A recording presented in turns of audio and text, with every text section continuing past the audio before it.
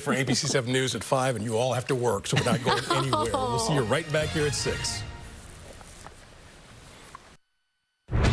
Tonight, breaking news, the major twist into the alleged attack on actor Jussie Smollett. Police now saying they urgently want to speak to the actor. That new information has shifted the trajectory of their probe. Police letting 2 men go who were earlier called potential suspects. Also breaking tonight, panic at the airport, the attempted breach at a security checkpoint, panicked travelers and their children taking cover in stairwells, heading for exits, fears the suspect was armed. What police are now saying. Factory massacre, the gunman about to be fired, bringing his Smith & Wesson to a work meeting, killing 5 colleagues. The police chief now saying he should have never had that gun. Deadly winter pileup, car after car, truck after truck, plowing into each other on that slick highway in the heartland. And the big news snowmaker tonight, barreling from the Midwest through New England. Motive for murder? The case of the missing Colorado mother, the fiance accused of killing her. Do new court documents shed light on what? Plus, the fight for the last ISIS stronghold in Syria, the devastating human toll. Our team taking us through the scarred towns that make up this battlefield. From ABC News, this is ABC World News Tonight. And good evening. Thanks for joining us on this Saturday. I'm Tom Yamas. We begin tonight with the breaking news as we come on the air, the major developments in the alleged attack on actor Jussie Smollett. Sources now telling ABC News police are investigating whether Smollett made the whole story up, and they urgently want to speak to him. And that new information has shifted the trajectory of their probe. Officials today letting go of the 2 men first spotted on surveillance images, saying they are no longer potential suspects. Here's ABC's Ariel Reshef with the new details. Just coming in. In a bombshell twist, tonight Chicago police now investigating whether Empire star Jussie Smollett may have orchestrated a hoax, enlisting 2 men to purchase a noose and feign a homophobic attack. Then I look down and I see that there's a rope around my neck. Police telling ABC News they want to talk to Smollett urgently after interrogating and releasing the 2 men seen in this grainy surveillance image. According to sources, the brothers were shown evidence they bought the rope found around Smollett's neck, agreeing to cooperate once confronted with battery and hate crime charges. Did Jussie Smollett set this up? You know, there's still a lot of moving parts to this, so I am here for my clients, and I had a job to do specifically for them, so I'm not part of Jussie's defense. High-profile criminal defense attorney Michael Monaco saying he's been hired by Smollett. Monaco has also represented Michael Cohen, President Trump's former fixer. I think that what people need to hear is just the truth. Those brothers in the surveillance video arrested Wednesday upon landing at O'Hare Airport from Nigeria, questioned by detectives as their home was raided, computers and cell phones seized. Authorities looking at their phone records to figure out if they spoke to or saw Smollett the night of the alleged incident.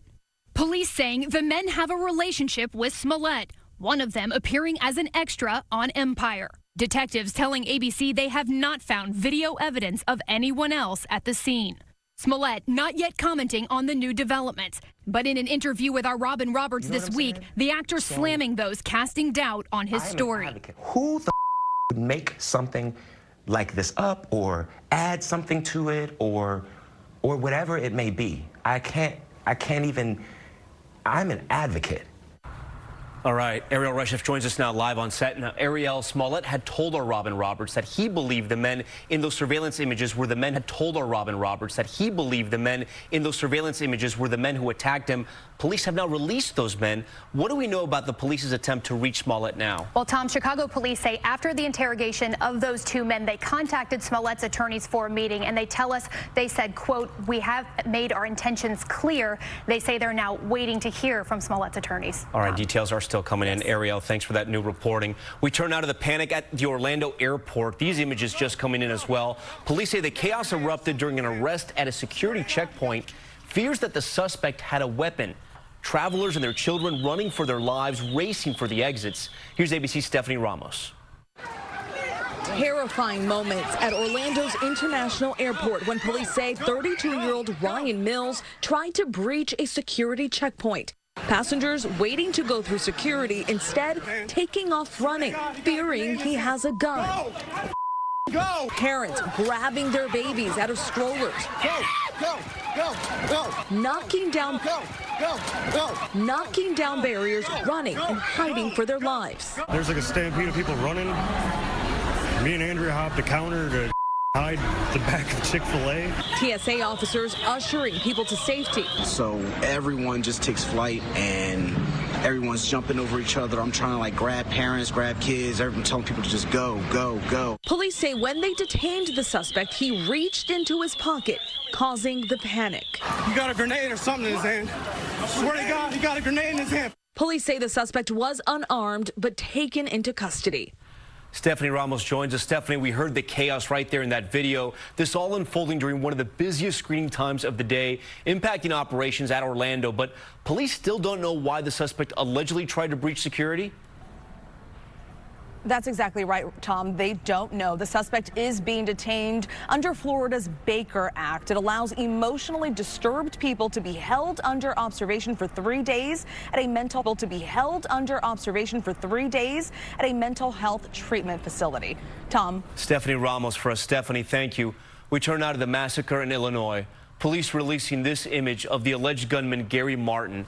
They say he brought his weapon to the meeting at that Aurora warehouse, likely knowing he was going to be let go, opening fire at that meeting, killing 5 co-workers and injuring 5 others. And police tonight saying he was not supposed to be in possession of a firearm, that a background check failed. And what we're learning tonight about the victims, the intern on his first day of work at that plant. ABC's Zachary Keish is on the scene. An Illinois community is in anguish tonight as we're learning new details about this senseless workplace shooting that left 5 dead, plus the gunman. Police say it all began around 1:30 Friday afternoon. Aurora has an active shooter situation. 1 officer is reported down at this time, active shots being fired. When 45-year-old Gary Martin, a longtime employee, was called into a meeting to be fired by HR. My understanding from the witnesses is that he opened fire right after the termination. Police say he likely knew he was losing his job, pulling out a Smith & Wesson handgun outfitted with a laser, and in 5 minutes terrorizing the factory, a staple in this Chicago suburb for years. Police rushing to the factory, taking on almost immediate gunfire. 5 officers hit. All of the officers' injuries are considered non-life-threatening. Authorities eventually pinning Martin, found dead hours later. He was probably waiting for us to get to him there. Among the victims, Trevor Wenner, a college intern killed on his first day at the job.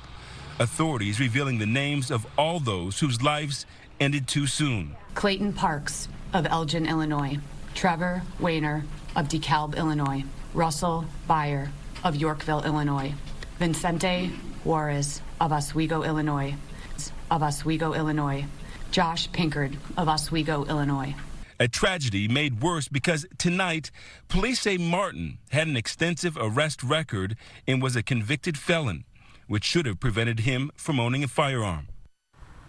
Zachary Keish joins us live now. Zachary, I want to focus in on that failed background check you just mentioned. Police are now investigating how Martin, who had 6 prior arrests, was able to get that gun. Tom, he passed the initial background check. When he applied for a concealed carry permit, that prior felony conviction was flagged, which meant he was no longer legally able to own the gun. Tom, still lots of questions out here tonight. Zachary, thank you. Now to the massive pileup on a Missouri highway. First a snowstorm, and then these incredible cell phone images coming in of that deadly chain reaction crash just outside of Kansas City. Parts of the heartland hammered by snow and ice, making travel, as you can see, so treacherous. And now a new blast of snow targeting millions from the Midwest to New England. Here's ABC senior meteorologist Rob Marciano. Oh, my Lord. There's nothing we can do, man. A truck driver capturing these terrifying moments east of Kansas City. A chain reaction crash unfolding on Interstate 70 in Missouri amidst near whiteout conditions Friday. Setting up for mass casualty. We've had numerous vehicles that are stuck. Drivers and passengers helpless in their vehicles. It's best for you to stay in the truck, man. Tarika Kendall caught in the middle as she headed home from work. Couldn't really see until you got up close up onto everything. I don't even know how I made it out of it. In all, 47 vehicles involved, multiple people injured, and tragically, one person did not survive. Troopers responding to more than 700 crashes across the state as the storm moved through. All right, a lot of snow is about to cover a lot of the country. Let's get right out to Rob Marciano, who joins us now from New York.